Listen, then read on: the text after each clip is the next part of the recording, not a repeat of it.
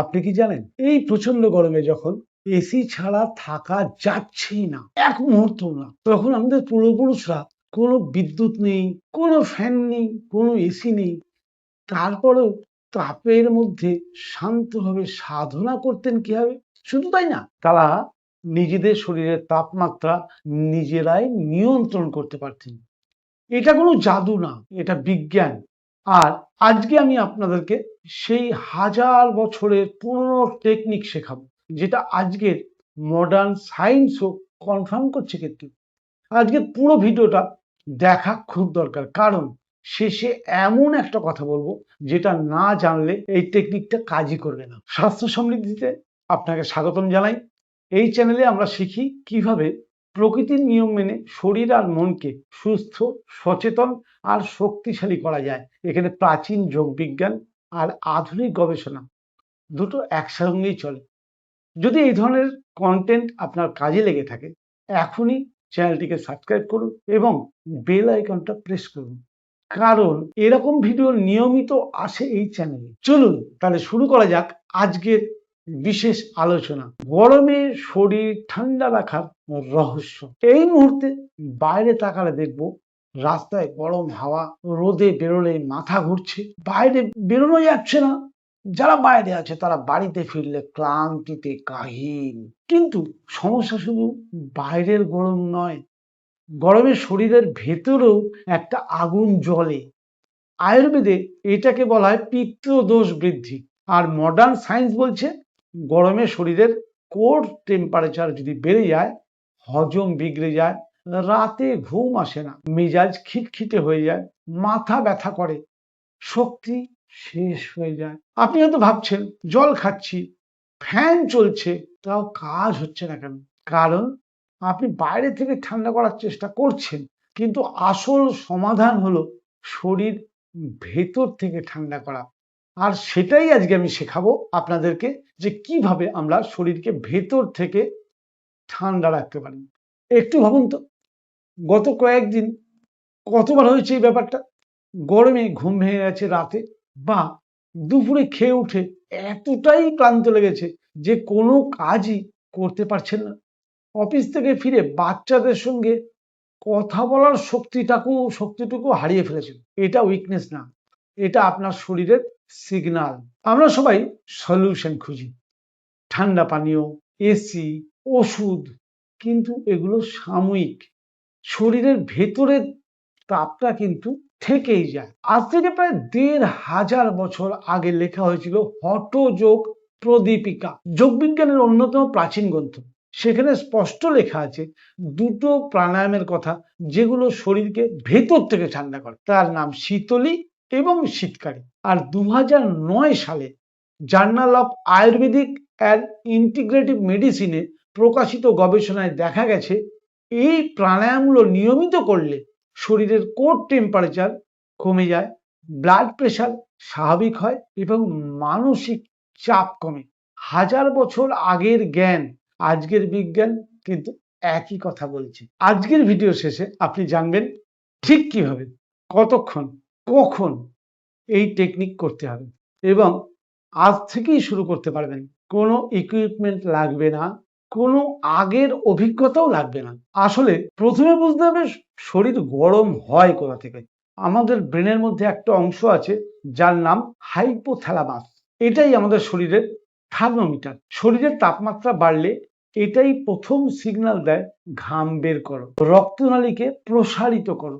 কিন্তু সমস্যা হলো, গরমে বাইরের তাপমাত্রা বেশি থাকলে এই সিস্টেম চাপে পড়ে যায়। শরীর যত ঠান্ডা করার চেষ্টা করে, যত এনার্জি খরচ হয়, কিন্তু সমস্যা হলো গরমে বাইরের তাপমাত্রা বেশি থাকার ফলে এই সিস্টেম চাপে পড়ে যায়।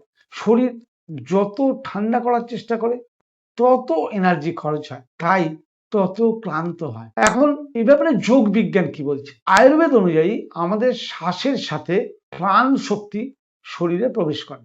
যখন আমরা বিশেষ উপায়ে শ্বাস নিই, তখন সেই প্রাণ শক্তি শরীরের তাপ নিয়ন্ত্রণেও কিন্তু সাহায্য করে। আর মডার্ন সায়েন্স বলছে মুখের বিশেষ অংশ দিয়ে যদি আমরা শ্বাস নিই, তাহলে এভাপোরেটিভ কুলিং সিস্টেম আমাদের শরীরে চালু হয়, ঠিক যেমন গরমে ভেজা কাপড় যদি বাতাসে ধরা হয় তাহলে দেখবেন তলাটা কিরকম ঠান্ডা লাগে। সেই একই নীতিতে শরীরের ভেতরেও কিন্তু ঠান্ডা হয়। এটাই শীতলী আর শীতকালীর মূল বিজ্ঞান। দাদা, এখন আমি আপনাকে এমন কিছু বলবো যেটা বেশিরভাগ মানুষই জানেন না। শীতলী প্রাণায়াম কি, কেন, কিভাবে, সেটা তো এবার জানার দরকার। শীতলী নামের অর্থ কি? শীতলী মানে ঠান্ডা। শীতলী মানে যে প্রাণায়াম শরীরকে শীতল করে। হঠযোগ প্রদীপিকায় বলা হয়েছে শীতলী কুম্ভকম কৃত্যাহ তৃষ্ণাং ক্ষুধাং নিদ্রাং নাশয়ত। অর্থাৎ শীতলী কুম্ভক অভ্যাস করলে তৃষ্ণা, ক্ষুধা, ঘুম এবং অতিরিক্ত চাপ নিয়ন্ত্রিত হয়। কিভাবে করব? চলুন আমরা ধাপে ব্যাপারটা একবার শেখার চেষ্টা করি। প্রথম ধাপ, আসন। যে কোনো আরামদায়ক আসনে আগে বসুন, মেরুদণ্ড সোজা রাখুন, চোখ বন্ধ করুন, কাঁধকে ঢিলা ছাড়ুন, রিল্যাক্স করে দিন। ধাপ 2, জিভকে তৈরি করুন। প্রাণায়ামে আবার জিভের প্রয়োজন? হ্যাঁ, এই প্রাণায়ামটার বৈশিষ্ট্য হচ্ছে সমস্ত প্রাণায়াম শ্বাস নাক দিয়ে নেওয়া হয়, শীতলী প্রাণায়ামের বৈশিষ্ট্য হচ্ছে মুখ দিয়ে নেওয়া হয়। ওই যে বললাম না যে একটা ভেজা কাপড় টাঙিয়ে দিয়ে তার নিচে থাকলে আপনি দেখবেন যে আপনি ঠান্ডা বোধ করছেন। তাহলে শ্বাস নাক দিয়ে যাচ্ছিল, শ্বাস মুখ দিয়ে একটা বিশেষ পদ্ধতি যখন ঢুকবে তাহলে ভেজা রাস্তার মাধ্যম দিয়ে হাওয়া যাবে, শরীর আপনার খুব তাড়াতাড়ি ঠান্ডা হবে। তাহলে জিভকে কিভাবে তৈরি করতে হবে? জিভটাকে মুখের বাইরে সামান্য বের করুন, বের করে দুপাশটা ভাঁজ করে পাইপের মতো করুন। কি রকম একবার দেখে নিন। এই পাইপের ফুটোর মাঝখান দিয়ে শ্বাস নিতে হবে। ভালো করে ব্যাপারটা বুঝুন। জিভটাকে বার করে পাইপের মতো জিভটাকে মুড়িয়ে নিলাম, ছোট্ট একটা ভেতর দিয়ে ফুটো হয়েছে, সেই ফুটোর মধ্যে দিয়ে বা নল মধ্যে যেটা হয়েছে নলের মধ্যে দিয়ে শ্বাস নিতে হবে। অনেকটা দেখতে ফুলের পাপড়ির মতো হবে, বা আপনি বলতে পারেন স্ট্র পাইপ, স্ট্র তৈরি হয়েছে। আচ্ছা, যারা এই অনেকের সমস্যা হয় জিভ তারা এভাবে স্ট্রয়ের মতো বা পাইপের মতো করতে পারেন না, নিরাশ হবেন না, তাদের জন্য একটা ব্যবস্থা আছে, আমি পরে বলছি। প্রথমে যারা জিভ রোল করতে পারছেন তারা আগে ব্যাপারটা বুঝে নিন। এইবার জিভের ওই মাঝখান দিয়ে শ্বাস নিতে হবে। জিভের মাঝখান দিয়ে শ্বাস নিলেন, ধীরে গুনে গুনে 1, 2, 3, 4, 5, 6। যখন শ্বাস নিচ্ছেন তখন তারা আওয়াজ হচ্ছে কিন্তু একটা, অতএব আওয়াজটা হতে হবে। এবার এই শব্দটা মাথায় রাখবেন, এটা কিন্তু স্বাভাবিক, এটা হওয়া উচিত। এবার এর পরের ধাপ কি? শ্বাস নেওয়া হয়ে গেলে কুম্ভক, অবশ্যই যারা বিগিনার তারা করবেন না, বা কুম্ভকটা ঐচ্ছিক। হ্যাঁ, কুম্ভক করলে কাজ বাড়ে, আর যারা বিগিনার তারা কুম্ভকটা স্কিপ করে যান, শুধু শ্বাস নিন আর শ্বাস ছাড়ুন। যারা দীর্ঘদিন প্রাণায়ামের সঙ্গে বা প্রাণায়ামের টেকনিকের সঙ্গে বা কুম্ভক করা যাদের অভ্যাস আছে তারা শ্বাসটাকে নেওয়ার পর এবার শ্বাসটা নাক দিয়ে ছাড়ুন ধীরে ধীরে। তবে হ্যাঁ, নিতে যতক্ষণ টাইম লেগেছে শ্বাস ছাড়তে তার চেয়ে একটু বেশি টাইম লাগবে, এটা যেন খেয়াল রাখবেন। এটাকে বলা হচ্ছে একটা চক্র, মানে 1 রাউন্ড। এবার আপনি ক রাউন্ড করবেন? যারা বিগিনার তারা ম্যাক্সিমাম 8 থেকে 10 রাউন্ড করুন, যারা কিছুটা অভিজ্ঞ তারা 15 থেকে 20 বারও করুন। সময় লাগবে কত? 3 থেকে 5 মিনিট, তার বেশি লাগার কথা না। কি উপকার হবে? শরীরের তাপমাত্রা কমবে, রক্তচাপ স্বাভাবিক হবে, পিত্ত দোষ থাকলে শান্ত হবে, মাথা ব্যথা কমবে, রাগ, উদ্বেগ, টেনশন, অ্যাংজাইটি, ডিপ্রেশন এগুলো কমবে। এবার আপনি কি এই গরমে মাথা ব্যথা বা রাগ বেড়ে যাওয়া এগুলো অনুভব করছেন? কমেন্টে জানান। মাথায় রাখবেন, আপনি একা নন, আপনার সঙ্গে স্বাস্থ্য সমৃদ্ধি চ্যানেল আছে। আপনি স্বাস্থ্য সমৃদ্ধি চ্যানেলের কথাগুলো ফলো করুন, দেখুন আপনার সমস্যা থেকে আপনি বেরিয়ে আসতে পারবেন। কিন্তু এখন একটা সমস্যা রয়েছে, এখানে এই টেকনিকটা করতে পারবেন না, কারণ তাদের জিভ গোল হয় না। সমস্যা আছে, অনেকের সমস্যা আছে। তাহলে তাদের জন্য কি করবেন? যাদের জিভ গোল হয় না, অর্থাৎ পাইপের মতো করতে পারেন না, এগুলো অনেকের জেনেটিক প্রবলেম থাকে, প্রায় 30% মানুষ এরকম আছেন। তাদের জন্য কি? হ্যাঁ, ঋষিমুনি ঋষিরা তাদের জন্য বলে গেছেন শীতকালী প্রাণায়াম। শীতকালী প্রাণায়াম প্রায় একই রকম, কিন্তু একটু তফাৎ আছে। যারা জিভ গোল করতে পারছিলেন না, এই প্রাণায়াম শুধু তাদের জন্যই। আসলে হঠযোগ প্রদীপিকায় শীত পরেই শীতকালীর কথা বলা হয়েছে, এবং বলা হয়েছে দুটোর ফল প্রায় একই, একই বলা হয়নি কিন্তু প্রায় একই বলা হয়েছে। তাহলে নামের অর্থ শীত মানে ঠান্ডা, আর কারি অর্থাৎ যে প্রাণায়াম শরীরকে শীতল করে। কিভাবে করবেন এবার সেটা একটু জেনে নিন। প্রথমে ধাপে ধাপে সেই একই পদ্ধতি, মেরুদণ্ড সোজা করে বসুন, কাঁধ ঢিলা করুন, চোখ বন্ধ করে মন দিয়ে দাঁত চেপে দাঁতের ফাঁক দিয়ে হাওয়া নিন। জিভটাকে দাঁতের গোড়ায় লাগিয়ে রাখুন, দাঁত খুলবেন না, জিভটাকে দাঁতের গোড়ায় লাগান, দাঁত চিপে জিভের দুধার দিয়ে হাওয়া যাচ্ছে অনুভব করুন, মুখটা করে খুলে রাখবেন। এটা হচ্ছে শীতকারী। শ্বাসটা আগের বার শীতলিতে করে নেওয়া হচ্ছিল, শীতকারীতে এই হচ্ছে নেওয়া হবে, আর কিছুই না। এরপরে যারা নতুন তারা কুম্ভক লাগাবেন না, যারা পুরাতন তারা কুম্ভকের অভ্যাস থাকলে কুম্ভক লাগাবেন। এই যে দাঁতের ফাঁক দিয়ে জিভের গা দিয়ে হাওয়া যাচ্ছে, এতে আপনি কিছুক্ষণ করার পরেই আপনি বুঝতে পারবেন যে আপনার শরীর ঠান্ডা হতে শুরু করছে। তবে হ্যাঁ, একই কথা, শ্বাস নিতে যতক্ষণ টাইম, ছাড়তে ততক্ষণ টাইম না, তার চেয়ে একটু বেশি সময় লাগাবেন। মুখ দিয়ে শ্বাস নেবেন এবং নাক দিয়ে শ্বাস ছাড়বেন ধীরে ধীরে। 15 থেকে 20 বার করুন। এখন সবচেয়ে ইম্পর্টেন্ট কথা এটা বলবো, কখন করবেন না।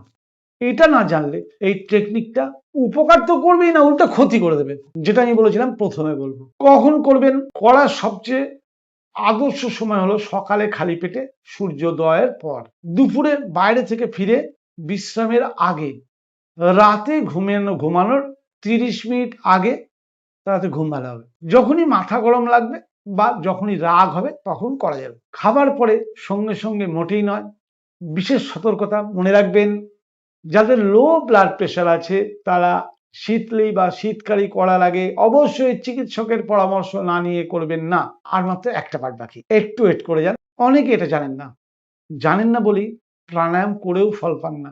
কিভাবে আরো বেশি ফল পাওয়া যায়, এর যে যৌগিক রহস্য এটাই বলবো এবার।